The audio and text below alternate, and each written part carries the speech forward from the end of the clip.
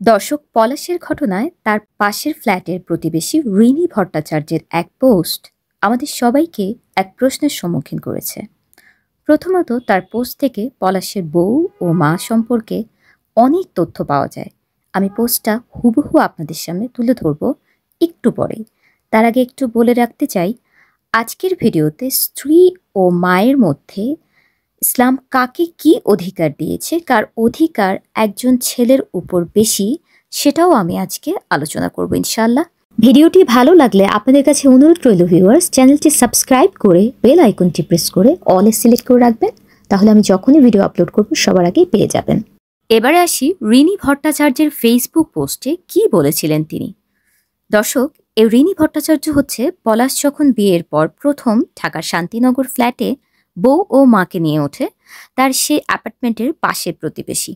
পলাশের মৃত্যুর কিছুদিন পর তিনি তার ফেসবুক পোস্টে বলেন, উনি আমার পাশের বাসায় ভাড়া ছিল কিছু মাস। শাশুড়ি অনেক বদনাম করত, মেয়েটা অল্প বয়সী, পড়াশোনাও শেষ করেনি, বিয়ে দিয়ে দিয়েছে পরিবার। মেয়েটার সাথে শাশুড়ি অনেক কিছু করে, কোথাও তারা একা যেত না, মাকে সবসময় নিয়ে যেত। নতুন বিবাহিত কাপলের ঘরে কোনো মা কি উকি দেয়? উনি দেয়। ছেলেটা ব্যালেন্স করতে পারতো না। ছেলেটা বউকেও ভালোবাসে, মাকেও। লিফটের সামনে বাসার দরজা খুললেই দুজনের রোমান্টিক আলাপ শুরু হয়ে যেত, যেন মা না শোনে। তার মানে মায়ের আড়ালে কথা বলা লাগে তাদের। আমি ছাড়া আরও এক পরিবার তাদের এগুলো জানত, কারণ ওদের বারান্দা আর পুলিশের বারান্দা সামনাসামনি ছিল। কিন্তু মাটা সারাক্ষণ জ্বালাতো বউকে, একটুও বাইরে যেতে দিত না, সারাক্ষণ ছেলের সাথে সাথে। নতুন কাপল, কিন্তু উনি একটু স্পেস দিতেন না। খুব খারাপ মানুষ। বউটা হাসি খুশি থাকতো। একবার ছাদে গিয়ে ওনাকে ওনার বড় ছেলের সঙ্গে কথা বলতে শুনেছি। উনি বউয়ের বদনাম করেই যাচ্ছে। বউ জামাই শুয়ে থাকে, এমন আরও অনেক কিছু। মহিলাটার প্রবলেম আছে, অনেক কথা শোনায়। আমার ছাদে পূজার ফুল চুরি করত সকালবেলা, এত মানা করতাম শুনতো না, প্রতিদিন চুরি করত। পরে ছেলের কাছে বললাম, সেও ভোদাই টাইপ। তার 1 মাস পর রাজারবাগ চলে গিয়েছিল ঢাকায় নতুন পোস্টিংয়ে, প্রথমে ভাড়া নিয়েছিল। দর্শক, এখানে একটা কথা বলে রাখি, রিনি ভট্টাচার্যের দেয়া পোস্টের সঙ্গে পলাশের ভাগ্নি প্রিয়তা কিংবা সুস্মিতার মামাতো বোন বৈশাখীর কথার অনেক মিল আছে। তাদের সবার বক্তব্য আজ যদি একত্র করি তাহলে আমার ভিডিও অনেক লং হয়ে যাবে, তাই আমি সেদিকে যাব না। শুধু এটাই বলবো, তাদের সবার বক্তব্য থেকে সুস্মিতার শাশুড়ির ভিন্ন একটা রূপ আমরা দেখতে পাই। যেহেতু বাবা ছাড়া ছেলেকে সে মানুষ করেছে, তাই ছেলের প্রতি মায়ের অধিকার ও প্রত্যাশা ছিল আকাশচুম্বী। ছেলে শুধু মায়ের, কাউকে ভাগ দেব না, অনেকটা এই রকম। আপনার ছেলে আপনার বাধ্য বলে কি বউ আপনার সব কথা শুনতে বাধ্য? আপনি বিধবা, তাই আপনি হয়তো মাংস খান না, তাই বলে সুস্মিতারও কি খেতে ইচ্ছে হতে পারে না? আপনার জন্য দিনের পর দিন ও বাচারি কেন মাংস খেতে পারবে না? এটা তো অন্যায়।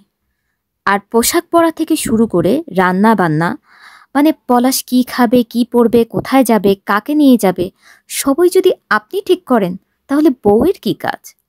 এবারে ভিডিও রিলেটেড আরেকটা টপিকে আসি। ইসলামে বাবা মায়ের হক বেশি নাকি স্ত্রীর? আমাদের সমাজে এক শ্রেণীর মানুষ আছে যারা অতিরিক্ত মাতৃভক্তি দেখাতে গিয়ে স্ত্রীকে আবার মানুষই মনে করে না। বলে বউ গেলে তো বউ পাবো, কিন্তু মা গেলে মা পাবো না। তাদের কথা এক অর্থে কিন্তু ঠিক, কিন্তু তাই বলে স্ত্রীকে তার পূর্ণমর্যাদা অধিকার না দেয়া তুচ্ছতাচ্ছিল্য করার বিধানও ইসলাম আপনাকে দেয়নি। আবার এক শ্রেণীর মানুষ আছে যারা স্ত্রী প্রীতি দেখাতে গিয়ে তার জীবনে মায়ের সব অবদান ভুলে থেকেছে নির্মমভাবে।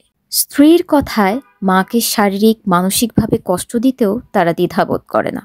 এমনকি বৃদ্ধাশ্রমে পর্যন্ত নিজ পিতামাতাকে তারা পাঠিয়ে দেয় কেবল স্ত্রীকে খুশি করতে গিয়ে। আবার কেবলমাত্র বাবা মায়ের কথায় স্ত্রীকে ডিভোর্স দেওয়ারও ঘটনা আমাদের এই সমাজে অহরহ আছে। বউয়ের হয়তো কোনোই দোষ নেই, কিন্তু মা অথবা বাবা বলেছে তাই ডিভোর্স দিয়ে বসলেন।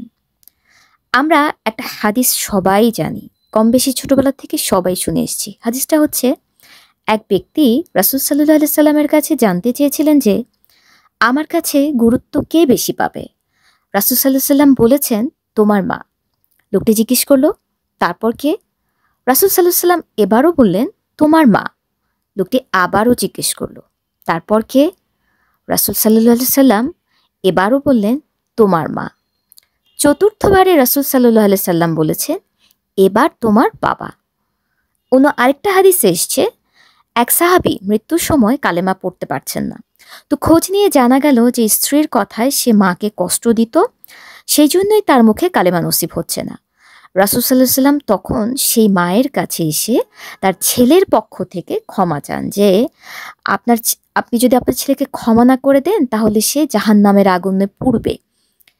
আপনি কি তবু তাকে ক্ষমা করবেন না? তো এটা জানার পর মা ক্ষমা করে দেয়। ঠিক তখনই সেই ছেলের মুখে কালেমা পড়ার তৌফিক হয়।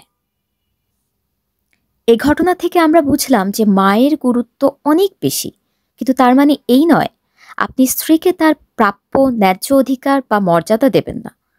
পবিত্র কুরআনে সূরা নিসার ১৯ নং আয়াতে আল্লাহ বলেন, আর তোমরা স্ত্রীদের সঙ্গে মধুময় প্রেমময় আচরণ করো। কোনো কারণে স্ত্রীকে যদি তোমাদের অপছন্দ হয় তবে মনে রেখো এই স্ত্রীর মধ্যেই আল্লাহ তোমাদের জন্য সীমাহীন কল্যাণ রেখেছেন। অন্য একটা হাদিসে এসছে, তোমাদের মধ্যে আল্লাহর কাছে সবচেয়ে ভালো মানুষ তারাই যারা তাদের স্ত্রীদের সঙ্গে ভালো ব্যবহার করে। এতক্ষণ আমি যে আলোচনা করেছি এটা ছিল অধিকারের কথা, কিন্তু যদি বলেন স্বামীর উপার্জনের উপর কার অধিকার বেশি, তবে প্রথমত বলবো একজন পুরুষ যা আয় করেন তার আয়ের উপর তার একার অধিকার। সে তার উপার্জিত অর্থ দিয়ে কি করবেন এটা তার ব্যাপার। কিন্তু যদি প্রশ্ন আসে তার উপার্জিত টাকায় স্ত্রীর ভরণ পোষণ আগে নাকি মায়ের, জবাব হচ্ছে আগে স্ত্রীর ভরণ পোষণ তাকে দিতে হবে। তারপর যদি মায়ের সামর্থ্য না থাকে নিজ ভরণ পোষণের, মানে মায়ের যদি সেরকম অ্যাবিলিটি না থাকে, তখন সে তার মাকেও দেবে। এটা নফল কাজ হিসেবে দেবে।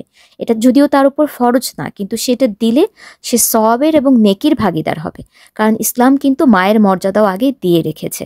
তবে তার উপার্জিত অর্থ বাবা মায়ের হাতে তুলে দিতে হবে এমনটা কিন্তু নয়। তাছাড়া পবিত্র কুরআনের সূরা বাকারায় ১৮৭ নম্বর আয়াতে এটা বলা আছে যে তোমাদের স্ত্রীরা তোমাদের জন্য পোশাক স্বরূপ আর তোমরা তাদের পোশাক।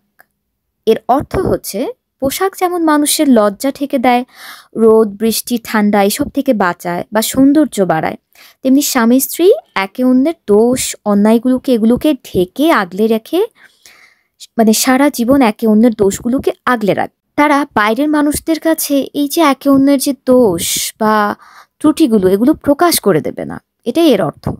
তাই এই ভিডিওর মাধ্যমে প্রত্যেকটা পুরুষকে আমি মেসেজ দেব যে আপনাদের উচিত হবে সম্পর্কের ভারসাম্য রক্ষা করে মা বাবাকে তাদের অবস্থান অনুযায়ী মর্যাদা দেয়া এবং স্ত্রীকে তার অবস্থান অনুযায়ী প্রেম ভালোবাসা দিয়ে সুখী সুন্দর ও আদর্শ পরিবার গড়ে তোলা। মনে রাখবেন, মা হচ্ছে আপনার অভিভাবক, আবার আপনি হচ্ছেন আপনার স্ত্রীর অভিভাবক, আবার আপনার সন্তানদের অভিভাবক কিন্তু আপনার স্ত্রী। শেষ করব একটা হাদিস দিয়ে।